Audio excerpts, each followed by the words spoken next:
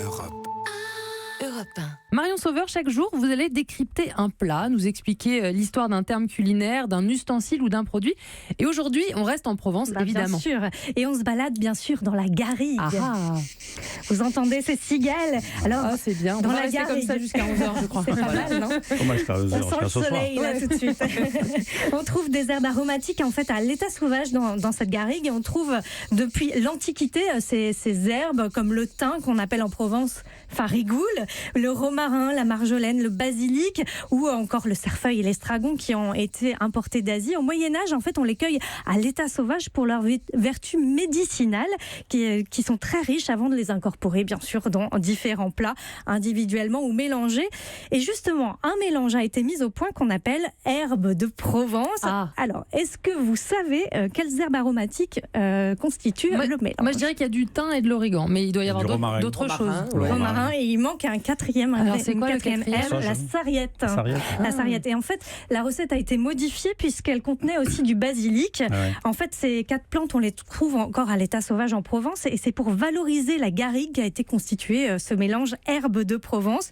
Depuis 2003, il a obtenu un label rouge qui impose donc un dosage précis. Attention, 27% de romarin, 27% de sarriette, 27% d'origan et 19% de thym. 27, 27, 19, ça fait 100. C'est ça, hein, ouais. exactement. Tout va bien. Et à partir de l'année prochaine, la recette sera encore un poil modifiée puisqu'elle sera constituée uniquement du thym qui vient d'obtenir l'indication géographique protégée, la farigoule provençale, le thym de Provence, qui a donc un arôme et un goût très très puissant.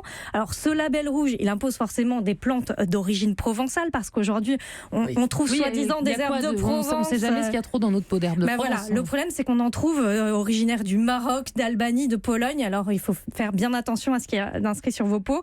Et le label rouge assure aussi une cueillette à floraison au moment où les plantes sont les plus aromatiques. Elles sont gorgées d'huiles essentielles et très vertes, puisque si vous regardez tous les pots malheureusement d'herbes de Provence, c'est pas toujours le cas. Ouais. Voilà, un séchage bien sûr soigneux comme à l'ancienne, vous voyez, et une taille bien précise parce que c'est pas très agréable quand les herbes sont trop grosses ou coupées trop fines, on sent pas assez le goût. Alors en moyenne, il faut compter entre 80 et à 100 € le kilo. Les Français en consomment en moyenne 50 grammes par an, donc ça revient pas trop cher. Oh, c'est peu, je pensais que c'était beaucoup plus, moi.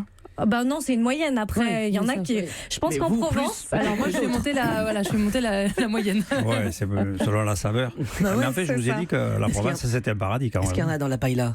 Je commence à essayer de savoir la recette pour Marion. Non, On sait ce qu'il n'y a pas du coup. Voilà. Alors, il faut savoir que les herbes de Provence, ça se conserve 2 ans, donc ça vous permet de les utiliser sur le temps. Et avec les herbes de Provence, alors, on peut assaisonner parfois peut-être la paella, mais en Espagne, je crois que dans certains coins d'Espagne, ils en mettent un petit peu. Parce qu'ils ne sont pas en Provence. Oui, c'est ça. Alors sinon, des légumes comme les tomates à la provençale ou la ratatouille, bien sûr, les viandes, le poisson, et puis on peut ajouter des herbes de Provence dans la vinaigrette avec de l'huile d'olive, bien sûr. Évidemment, de l'huile d'olive, quoi d'autre? Oh, plein d'autres choses. Du vinaigre. C'est vrai. Voilà. Europe 1.